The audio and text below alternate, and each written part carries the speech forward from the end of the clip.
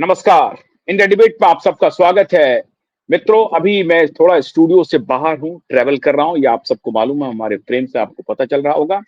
लेकिन cuboid network ने जो खबर ब्रेक की थी कि गुलदस्ते का आदान प्रदान बंद कर दो, उस पर मोहर लग गई। क्यूबाइड की एक एक बात क्यूबाइड की सच साबित हो गई। पिछले दिनों केंद्रीय गृह मंत्री अमित शाह जी पहुंचे कहां? पहुंचे मुंबई। मुंबई पहुंच करके एक ऐसा बयान दिया जो बाप बेटे के कलेजे पर सांप की तरह समझिए लौटने लगा। जो कुछ भी आशा बची हुई थी, थोड़ी सी लौ जगाए हुए थे ये दोनों बाप बेटे मिल करके, उस पर पानी फेर दिया अमित शाह ने। आप समझिए, आग तो लगी हुई थी बहुत जबरदस्त, लेकिन अमित शाह ने समंदर का पानी लिया और उस आग पर डाल दिया। हमने सबसे पहले ये बात आपको बताई थी, याद कीजिए। हमारे बहुत सारे एसएसआर वॉरियर और दिशा के लिए न्याय मांगने वाले जो हैं, वो ये कह रहे थे कि ये फडणवीस देखिए हॉबनॉबिंग कर रहे हैं, इनकी सेटिंग हो गई है, ये गुलदस्ता ले रहे हैं, दे रहे हैं। हमने तभी कहा था आपको कि गुलदस्ता लेने देने पर मत जाइए। ये गुलदस्ता ले भी लेंगे और उस फूल को पूरी तरह से मुरझाने भी देंगे। उस फूल का कोई सदुपयोग ये करने वाले नहीं हैं। आप इत्मीनान रखिए, धैर्य रखिए। हमने कहा था, आज वो बात पूरी तरह से सच साबित हो गई। केंद्रीय गृह मंत्री पहुंचे थे मुंबई असल में बीजेपी के कार्यालय का उद्घाटन करने के लिए, और उन्होंने उस उद्घाटन समारोह में बहुत बड़ी बात कह दी। उन्होंने कहा कि 2029 में भारतीय जनता पार्टी, आपको मालूम है लोकसभा चुनाव के बाद विधानसभा का चुनाव महाराष्ट्र में होता है और यही टेन्योर चलता आया है। अगर बीच में कोई लोकसभा का जो कार्यकाल है वो बीच में खत्म ना हो जाए, या कोई ऐसी बात ना हो जाए जो लोकसभा में माइनॉरिटी में सरकार आ जाए, राज्यसभा में माइनॉरिटी में आ जाए और सरकार गिर जाए और फिर यहां पर चुनाव हो।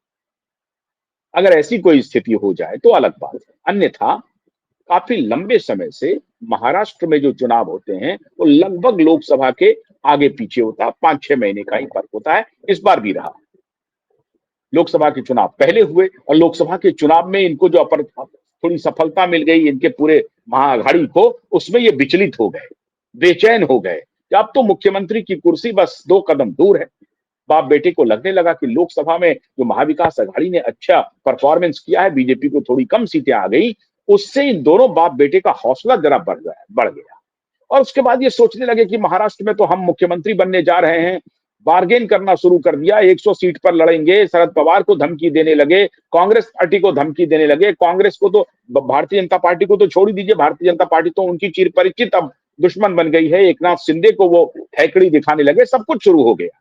लेकिन लोकसभा चुनाव के बाद जो विधानसभा का रिजल्ट आया, उसी रिजल्ट के आधार पर केंद्रीय गृह मंत्री अमित शाह ने कहा कि 2029 के विधानसभा चुनाव में भारतीय जनता पार्टी पूरी तरह से अपने बलबूते पर महाराष्ट्र में सरकार बनाएगी। अब अगर आपको लग रहा हो कि ये छोटी बात है, मैं मानता हूं कि आपको बिल्कुल भी नहीं लग रहा होगा कि ये छोटी बात है। ये बहुत बड़ी बात है। अब आज जरा डिकोड करते हैं, सारी बात आपको समझ में आ जाएगी। अभी मैंने आपको पहले भी कहा था कि केंद्र ने इस दोनों बाप बेटे को ठिकाने लगाने के लिए पूरी तरह से तैयारी कर ली है। लेकिन पॉलिटिशियन थोड़ा क्या कहते हैं, गर्म खाने को ठंडा करके खाते हैं। हम लोगों में बहुत सारे लोगों को आदत है गर्म गर्म खाने की। पॉलिटिशियन ऐसा नहीं करते हैं। पॉलिटिशियन थोड़ा सा धैर्य की पराकाष्ठा कर देते हैं। अब उन्हें आप कह लीजिए कि मोटी चमड़ी हो, तो उसकी वजह से उनको झेलना भी पड़ता है, लोगों का गुस्सा भी झेलना पड़ता है। सारे एसएसआर वॉरियर सरकार के खिलाफ है इस मुद्दे पर, और खासतौर से महाराष्ट्र सरकार के खिलाफ है। लेकिन मैंने तब भी आपको कहा था, आप याद कीजिए, नासिक में जब पहली बार केंद्रीय गृह मंत्री ने फडणवीस को इशारा करते हुए कहा था कि आप दोस्त को एक मौका दे सकते हैं, दोस्त को दो मौका दे सकते हैं, दुश्मन को एक मौका दे सकते हैं, लेकिन गद्दार को एक भी मौका नहीं दे सकते हैं। उसी दिन स्थिति स्पष्ट हो गई थी।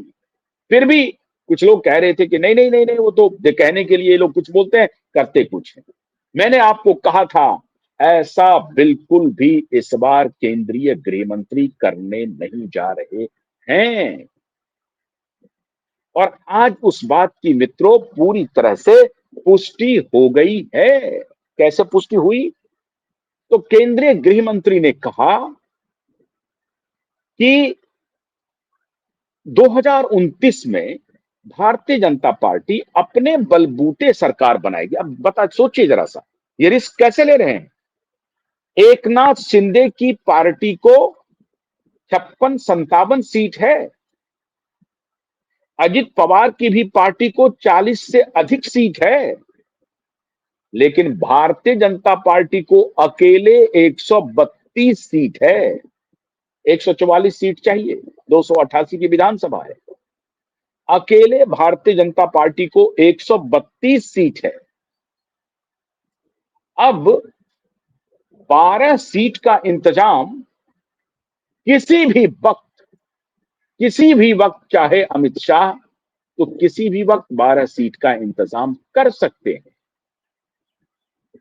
लेकिन अपने प्री इलेक्शन अलाई को, इलेक्शन के पहले जो अलायंस बना, उसके प्रति गठबंधन धर्म का निर्वाह करते हुए माननीय एकनाथ शिंदे के नेतृत्व में चुनाव लड़े।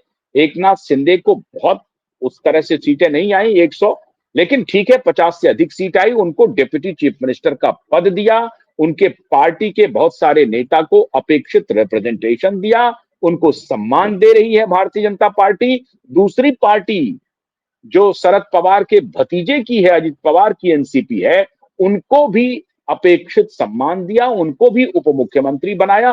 कोई प्रेशर नहीं है बीजेपी के ऊपर अजित पवार को उप मुख्यमंत्री बनाने की, कोई प्रेशर नहीं है। बल्कि और अजित पवार को मंत्रालय में शामिल करने से, उनको डिप्टी चीफ मिनिस्टर बनाने से उनकी बधी पिटी है, क्योंकि अजित पवार पर घोर करप्शन के इल्जाम है।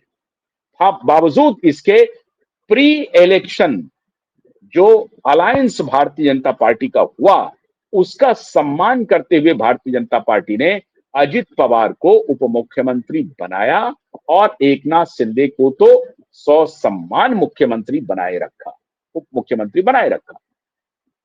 इसको कहते हैं कि भारतीय जनता पार्टी अपने अलाई का किस प्रकार से ख्याल रखती है। अब फर्ज कीजिए इस स्थिति में अगर उद्धव ठाकरे की पार्टी होती, उनकी 24 घंटे इसी पर दिमाग रहती कि कैसे अजित पवार की पार्टी को तोड़ दिया जाए, कैसे एकनाथ शिंदे की पार्टी को तोड़ दिया जाए और हम अकेले अपने बलबूते पर सरकार बना लें। भारतीय जनता पार्टी ने ऐसा नहीं किया। भारतीय जनता पार्टी के नेता क्या कह रहे हैं? अगली बार विधानसभा चुनाव में, 2029 के चुनाव में भारतीय जनता पार्टी कोशिश करेगी कि अपने बलबूते महाराष्ट्र में सरकार बनाए। इसका मतलब है कि जो उनके अलाइव पार्टनर हैं, उनको इसका दुख भी हो सकता है, लेकिन उनको मालूम है पार्टनर को कि भाई अभी भी भारतीय जनता पार्टी की वो स्थिति है जब वो खुद के बल पर सरकार बना सकती है और जब चाहे तब दोनों पार्टी को तोड़ सकती है। ये तो पलक पावड़े बिछाए हुए। शरद पवार के पार्टी के जो कुछ एमएलए हैं वो आ जाएंगे, कांग्रेस को भी तोड़ देंगे 2 मिनट में, लेकिन नहीं कर रहे हैं ऐसा। दोनों को उप मुख्यमंत्री बनाए हुए हैं, दोनों को उचित सम्मान दे रहे हैं। ऐसा नहीं है कि एक नाथ शिंदे उप मुख्यमंत्री है और फोन जा रहा है, देवेंद्र फडणवीस का सारा कॉल ले रहे हैं, मुख्यमंत्री और कॉल ले रहे हैं, लेकिन दोनों उप मुख्यमंत्री को कार्य करने की पूरी स्वतंत्रता मौजूद है। जो ये दोनों बाप बेटा करता था कि इनके मंत्रालय में, एक नाथ शिंदे के मंत्रालय को भी कंट्रोल करता था ये पेंगुइन, ये उद्धव ठाकरे का जो बेटा है आदित्य ठाकरे, ये कंट्रोल करता था। तो उस वो जो नाराजगी थी एक नाथ शिंदे में, वो जो अपमान था, उस अपमान के घूंट को पी करके कितना दिन रहते साथ में एक नाथ शिंदे, और आखिरकार एक नाथ शिंदे ने वो किया जो उनको करना चाहिए था, उन्होंने कर दिया। और धोखा किसने दिया? प्री इलेक्शन अलायंस था शिवसेना का बीजेपी के साथ, और उसके बाद इन्होंने झूठ बोला कि अमित शाह ने मुझे वायदा किया था कि मैं आपको मुख्यमंत्री बनाऊंगा। कैसे? 56 सीट लेकर के आए आप, 110 के आसपास सीट भारतीय जनता पार्टी को, और आप कह रहे हैं कि मुख्यमंत्री हम बनेंगे। इससे बुरी बात और क्या हो सकती है? तो आप ब्लैकमेल कर रहे थे बड़ी पार्टी को। इस बार इस बार अमित शाह ने 2019 में नहीं चलने दिया, उसकी वजह से इन्होंने तोड़ दिया संबंध, और फिर जस्ट अपोजिट विचारधारा के बाद साथ वो चले गए। खैर, चले गए तो चले गए, कोई बात नहीं, अब वो इतिहास बन गया। विधानसभा चुनाव के बाद सरकार बन गई भारतीय जनता पार्टी की, 132 सीट लेकर के लार्जेस्ट पार्टी है। अभी भी चाहे तो सरकार बना सकती है अपने बल पर, लेकिन अमित शाह ने कहा कि 2029 में हम अपने बल पर सरकार बनाएंगे। ये संकेत दिया बाप बेटे को, आपका अब मिट्टी में मिलना तय है। ये संकेत शरद पवार के लिए नहीं है, ये संकेत एनसीपी अजित पवार के लिए भी नहीं है, ये संकेत शिवसेना एकनाथ शिंदे के लिए भी नहीं है, ये संकेत है बाप बेटों के लिए। आपने जो अभी ये फैलाया हुआ था इतने वर्षों से कि हमारी बातचीत हो रही है, और इनके छुटभइये नेता इसका दुष्प्रचार करते हैं कि एफआईआर इसलिए फाइल नहीं हो रही है क्योंकि अमित शाह ने कह रखा है, दिशा सालियान के केस में एफआईआर इसलिए नहीं फाइल हो रही है क्योंकि मोदी जी ने कह रखा है, देवेंद्र फडणवीस तो इनके घर में बंधे हुए हैं। ये दुष्प्रचार इनके नेताओं ने, वो जो तबलची है एक राउत, जो नचनिया है, वो फैलाते रहता है। वो मीडिया वाले, बिकी हुए मीडिया, दलाल मीडिया को, यहाँ जो दलाल सरदार यहाँ बैठा हुआ है इंडिया इंटरनेशनल सेंटर में जाकर के बैठ करके, जो खान मार्केट गैंग है, वो जो दलाली लेता है और उसको कंट्रोल करता है, आर्टिकल छपवाता है, झूठी आर्टिकल छपवाता है, ऐसी दलाल मीडिया के सहारे ये प्रचारित कर रहा था कि मोदी जी और अमित शाह जी से उद्धव की बातचीत हो गई है और इसलिए उनके बेटे के खिलाफ कोई कार्रवाई नहीं होगी, और कालांतर में उनसे संबंध, उनसे इनका समर्थन हो जाएगा। अभी एक बैटरी है सोशल मीडिया पे जो लगातार ये प्रचार कर रहा है कि नीतीश कुमार एनडीए गठबंधन से बाहर चले जाएंगे चुनाव के बाद। बीच में ही उड़ा दिया कि अमित शाह ने कह दिया है कि चुनाव के बाद विधायक दल तय करेगा मुख्यमंत्री का चेहरा कौन होगा। तो बीच में ये भ्रामक खबर फैलाना शुरू कर दिया कि नीतीश कुमार दल बदल कर सकते हैं, नीतीश कुमार अपना अलायंस तोड़ करके महागठबंधन के साथ जा सकते हैं और फिर मुख्यमंत्री रह सकते हैं अगले 5 साल के लिए। क्लैरिटी है कैबिनेट मिनिस्टर के रैंक के, और खुद अमित शाह ने कह दिया कि न तो केंद्र में वैकेंसी है प्रधानमंत्री के लिए और न ही बिहार में वैकेंसी है मुख्यमंत्री के लिए। जो हमारे मुख्यमंत्री हैं वो आगे भी हमारे मुख्यमंत्री रहेंगे, लेकिन बीच में कुछ लोगों ने, कुछ ब्रोकरों ने, हो सकता है उसमें नीतीश कुमार ने भी कुछ संकेत दिए होंगे, क्योंकि नीतीश कुमार पर भरोसा नहीं किया जा सकता है, आज भी नहीं किया जा सकता है। भारतीय जनता पार्टी की परेशानी है कि बिहार में नीतीश जी को उनको साथ में रखना पड़ रहा है, और नीतीश जी इसी स्थिति का फायदा उठाते हैं और ब्लैकमेल करते रहते हैं। जिस प्रकार से भारतीय जनता पार्टी नीतीश कुमार को बिना शर्त छोटी 42 सीटों वाली पार्टी के नेता को मुख्यमंत्री बनाए हुए, तो नीतीश जी को इसका कोई नहीं है। नीतीश जी को खुद चाहिए था कि नहीं, हमारी पार्टी को सीट नहीं, आप मुख्यमंत्री बनिए। अगर ये एक कैरेक्टर वाले अलायंस के व्यक्ति होते तो, नहीं है वो कैरेक्टर। बिल्कुल नहीं है, लेकिन मजबूरी है भारतीय जनता पार्टी की कि नीतीश कुमार को उनके इस दोयम कैरेक्टर के बाद भी नीतीश कुमार को बनाए रखना है। क्योंकि कास्ट में जिस तरह से बिहार का समाज बटा हुआ है, वैसी उस परिस्थिति में भारतीय जनता पार्टी ने अपना कोई उस तरह का कास्टिस्ट लीडर तैयार नहीं किया है। Bharatiya Janata party casteist politics उस तरह से करती नहीं है। चुनाव में हर पार्टी करती है, वो करती होगी, लेकिन नैरेटिव में भारतीय जनता पार्टी कास्ट की राजनीति करे, ऐसा नहीं है। तो भारतीय जनता पार्टी की ये मजबूरी है कि उन्होंने कास्ट का कोई ठेकेदार खड़ा नहीं किया बिहार में। अगर वो खड़ा हो गए होते तो फिर नीतीश की भी जरूरत नहीं है। मोदी की पॉपुलैरिटी बिहार में आज भी है।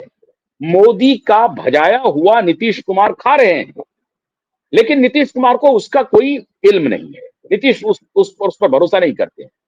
नीतीश कुमार इस शर्म लिहाज हया से ऊपर है। उनको किसी भी तरीके से जैसे तैसे, और वो आखिर में यहां तो अगड़ा पिछड़ा का भी खेल कर रहे थे। जब उनको लगा कि भारतीय जनता पार्टी की अगर बहुत सीट आ गई तो वो इस बार अपना मुख्यमंत्री बनाएगी, तो इन्होंने फिर अगड़ा पिछड़ा का खेल शुरू कर दिया और लालू यादव को भी फोन कर दिया और तेजस्वी यादव को भी फोन कर दिया। इस तरह की खबरें आई और ये खबर पक्की थी कि वो पाला बदल सकते हैं। नीतीश कुमार पर आप भरोसा बिल्कुल नहीं कर सकते हैं। लेकिन भारतीय जनता पार्टी को अब बहुत मेहनत करना पड़ेगा बिहार में, और कास्ट के लीडर को तैयार करना पड़ेगा। अगर कास्ट है तो कास्ट वार ही सही, वो नहीं हो पा रहा है। तो अभी यहां पर इनका खेल चल रहा था कि किसी प्रकार से नीतीश कुमार को तोड़ दिया जाए, और इधर 12 एमपी इनके हट जाएंगे। अरे 12 एमपी आज नहीं तो कल उसमें से अधिकतर एमपी नरेंद्र मोदी के एमपी है। अगर नरेंद्र मोदी नहीं होते तो नीतीश की औकात नहीं थी ये 12 एमपी को जिता पाना। लेकिन मजबूरी है। चलिए भाई, जेडीयू के नेता हैं आप, कोई बात नहीं है। तो भारतीय जनता पार्टी अपने रिश्तों का निर्वाह कर रही है। आज उसका नैरेटिव दिया कि देखिए एकनाथ शिंदे को हटा दिया। अब सोचिए ये कौन सा नैरेटिव है। एकनाथ शिंदे की पार्टी को 56 एमएलए है, भारतीय जनता पार्टी को 132 एमएलए है। लेकिन ये जो दुष्प्रचार करने वाला बैटरी है, ये निर्लज्ज बैटरी, बेशर्म बैटरी, 132 सीट वाला पार्टी अपना मुख्यमंत्री खड़ा ना करे। वही बैटरी ये प्रचार करती है कि 56 सीट ला करके उद्धव ठाकरे को, भारतीय जनता पार्टी को मुख्यमंत्री बना देना चाहिए। अब राजनीति में कोई साधु बनने के लिए नहीं गया है। राजनीति में पावर पॉलिटिक्स है, और पावर पॉलिटिक्स में अगर seat by hook and crook, अगर सीट आप लाते हैं तो आपका ये नैसर्गिक अधिकार है कि आप जाकर के कहेंगे कि नहीं, इस सीट पर मेरा दावा बनता है। नहीं करेंगे वो काम, ये नैरेटिव नहीं देंगे। क्यों? वो कास्ट से ऊपर उठ नहीं पा रहे हैं। आप हैरान हो जाएंगे कि बिहार में भारतीय जनता पार्टी को सिंगल आउट करने के लिए कास्टिस्ट लीडरों ने और कास्टिस्ट दलाल पत्रकारों ने यह नैरेटिव फैलाया कि सवर्ण सत्ता में बैठ जाएगा अगर भारतीय जनता पार्टी सत्ता में आएगी। ये नैरेटिव फैलाया गया कि सवर्ण एक बार फिर बैठ जाएगा, इसलिए फिर से अगड़ा और पिछड़ा किया गया। यह आंदोलन, यह नैरेटिव खड़ा किया गया कि नीतीश कुमार को आप घोषित कर दीजिए मुख्यमंत्री का उम्मीदवार। और भारतीय जनता पार्टी को मजबूरी में नीतीश कुमार का नाम घोषित करना पड़ा। यह है इन लोगों के नैरेटिव की ताकत। बीजेपी के तरफ से किसी भी जाति का मुख्यमंत्री होगा तो सवर्ण सत्ता में आ जाएगा। ये नैरेटिव कर रहे हैं ये दलाल, ये कास्टिस्ट और बिके हुए पत्रकार, दलाल पत्रकार, ये नैरेटिव फैलाते हैं। तो यही नैरेटिव फैला रहे थे कि उद्धव ठाकरे के साथ इसलिए हॉबनॉबिंग हो रही है क्योंकि नीतीश कुमार समर्थन वापस ले सकते हैं और सरकार इनकी खतरे में पड़ सकती है। इस जन्म में नीतीश कुमार, हालांकि नीतीश कुमार पर मैं बार बार कह रहा हूं, नीतीश कुमार एक ऐसी शख्सियत है जो विश्वास के लायक नहीं है। चाहे वो कितने भी बड़े मुख्यमंत्री हो जाएं, 20 साल तक रहे, वो यही धंधा करके कभी इधर कभी उधर, कभी इधर कभी उधर, वो विश्वास खो चुके हैं, विश्वसनीय नहीं है। और इतना ही नहीं, वो अविश्वास का वातावरण बहुत बड़े समूह के लिए उन्होंने तैयार कर दिया है। उन पर कोई भरोसा नहीं करता है। ये परेशानी हो गई है नीतीश कुमार के लिए। वो अपने कुनबे के लिए, अपने नेताओं के लिए विश्वसनीय नहीं रह गए हैं, और वो अपने नेताओं को भी विश्वसनीय नहीं रहने दिया है। ये परिस्थिति है। फिर भी ये अटल बिहारी वाजपेयी की सरकार नहीं है, ये अटल बिहारी वाजपेयी की बीजेपी नहीं है, ये बीजेपी मोदी की बीजेपी है। मोदी को पता है कि ऐसे नमूनों से कैसे लड़ा जाए, मोदी को मालूम है और इसीलिए बौखलाहट है इनको। देश भर में मोदी को डिस्टेबलाइज करने की जो प्लानिंग है, इसकी बौखलाहट ये है क्योंकि मोदी अटल बिहारी वाजपेयी नहीं है। मोदी मोदी है। मोदी को शाम, दाम, दंड, भेद सब आता है। राजनीति के पक्के खिलाड़ी हैं मोदी। नीतीश अगर डर रहे हैं तो मोदी से डर रहे हैं। उद्धव अगर डर रहे हैं तो मोदी से डर रहे हैं। वरना तो ये तो ब्लैकमेल करने का इन लोगों का धंधा बहुत लंबा चला। लगातार कई वर्षों तक भारतीय जनता पार्टी को महाराष्ट्र में ये बाप बेटे ने मिलकर के ब्लैकमेल किया। ताकत इनकी कमजोर, लेकिन चूंकि बड़ी पार्टी है, बेचारा सभ्य सुशील शांत रहने वाले लोग, तो उनको कुछ भी कह देंगे। अब यही, अब भारतीय जनता पार्टी को ये कह करके देखें, भारतीय जनता पार्टी ने वो काम करना शुरू कर दिया है। जातीय छत्रपों को नर्चर करने का काम भारतीय जनता पार्टी ने बिहार में प्रारंभ कर दिया है। अब इन लोगों की दाल गलने वाली नहीं है। हर जाति में नेता तैयार कर रहे हैं। मित्रों, मैं आजकल बिहार में हूं और मैं देख रहा हूं कि कल बिहार में मोहन यादव आए थे भागलपुर और यादव कैंडिडेट को बड़ा आंदोलित कर रहे हैं। तो इस बार अगर यादव का कुछ परसेंट वोट एनडीए को चला जाए तो आप अचंभित नहीं होइएगा, ऐसा हो सकता है। बड़ी तेजी से भारतीय जनता पार्टी उस पर काम कर रही है और आने वाले दिनों में बीजेपी को जो ये लोग ब्रांड कर रहे हैं, उस ब्रांड में इनको बहुत बड़ा नुकसान होने वाला है।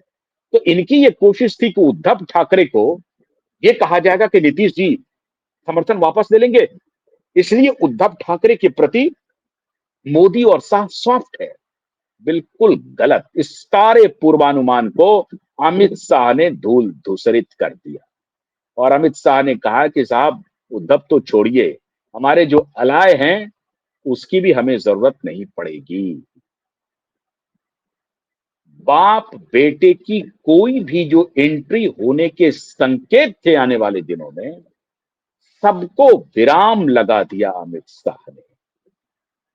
सारी संभावनाओं पर, सारी संभावनाओं पर विराम लगा दिया अमित शाह ने। अमित शाह ने कह दिया कि इस बाप बेटे से किसी भी प्रकार का कोई निगोशिएशन नहीं होगा और दबी जुबान में समझिए तो संकेत ये है कि इस बाप बेटे को अब मिट्टी में ही मिलाया जाएगा।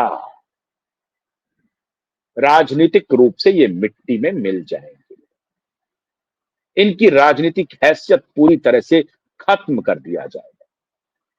और यही अमित शाह ने अपने उद्घाटन में कहा कि 2029 में भारतीय जनता पार्टी अपने दम पर, अपने बलबूते महाराष्ट्र में सरकार बनाएगी। बिहार का आप देखिए सिचुएशन, बिहार में आज भी 42 सीट लेकर के नीतीश कुमार को मुख्यमंत्री बना रही है बीजेपी। तो आप इसके बाद चूंकि ये उधर चले जाएंगे, इनको मुख्यमंत्री नहीं बनाएंगे तो उधर चले जाएंगे। ये है इन लोगों का चरित्र। ये सिर्फ मुख्यमंत्री बनने के लिए धंधा करते हैं, निगोशिएटर हैं और बाय प्रोडक्ट होता है कि विकास हो जाता है। ये एनडीए के साथ बिहार में नीतीश कुमार रहे हैं, इसीलिए बिहार में इनकी साख थोड़ी सी बची हुई है। वरना ये जो जंगल राज के साथ गए थे तो क्या हुआ था सबने देखा, रह नहीं पाए वहां पे। हैरान हूं कि ये नीतीश कुमार अभी बात कर रहे थे लालू यादव से। आप कल्पना कीजिए, किसी एक जगह किसी चीज का उद्घाटन होना है, वहां 2 फीते कटते थे सरकारी कार्यक्रम में। निर्लज्जता की पराकाष्ठा। और मैं हैरान हूं, सोशल मीडिया पर ऐसे जातिवादी, ऑर्थोडॉक्स, गंदे विचार के लोग, इस तरह की मानसिकता को बढ़ाने वाले लोग और सवर्ण का भूत दिखाने वाले लोग कि सवर्ण आ जाएगा, मुसलमानों से इनका संबंध ठीक रहे, कोई दिक्कत नहीं है, कोई दिक्कत नहीं है। तैमूर के वंशज से इनका संबंध ठीक रहता है, सवर्ण आ जाएगा, सवर्ण का भूत दिखाओ। 2 फीता कटता था नीतीश कुमार और तेजस्वी यादव के लिए किसी सरकारी कार्यक्रम में। ऐसी परिस्थिति हो गई थी और उसके बाद फिर उसी को फोन कर दिया। और जो भाजपा इनको सम्मान दे रही है लगातार 20 वर्ष से, और आज छोड़िए आप, समता पार्टी के दौर में अगर जॉर्ज नहीं होते तो ये मुख्यमंत्री नहीं होते। और जॉर्ज किनके साथ थे? अटल जी के साथ थे। जॉर्ज के कहने पर ये मुख्यमंत्री बने। और फिर इन्होंने क्या किया जॉर्ज के साथ? शरद यादव के साथ इन्होंने क्या किया? तो नीतीश कुमार की कथा हरि कथा अनंता है। लेकिन भारतीय जनता पार्टी की मजबूरी है, अपनी विश्वसनीयता खो चुके हैं नीतीश कुमार। मजबूरी है नीतीश कुमार को अपने साथ रखने के लिए। लेकिन इस मजबूरी का फायदा उद्धव ठाकरे उठा लेगा महाराष्ट्र में, ये भूल जाइए। इसलिए अमित शाह ने कहा कि 2029 में भारतीय जनता पार्टी अपने बलबूते पर सरकार बनाएगी। ये सीधा संकेत है मित्रों कि 20 नवंबर को दिशा सुशांत के केस में एफआईआर दर्ज होगा, आदेश अदालत से आएगा और महाराष्ट्र की सरकार एफआईआर दर्ज करेगी। आदित्य ठाकरे जेल जाएंगे। आदित्य ठाकरे हर हालत में जेल जाएंगे। ये जो पावर स्ट्रगल है, ये पावर इक्वेशन, अनैतिक व्यभिचार का जो ये जो कोलैबोरेशन हो रहा है, इसकी आयु लंबे समय तक नहीं है। व्यभिचारी कोलैबोरेशन, अनैतिक कोलैबोरेशन, ये लंबे समय तक चलता नहीं है। जिसको चरित्र का भान नहीं हो, जिसको नैतिकता का भान नहीं हो, वो मनुष्य फिर मनुष्य नहीं है। ये लंबे समय तक चलेगा नहीं।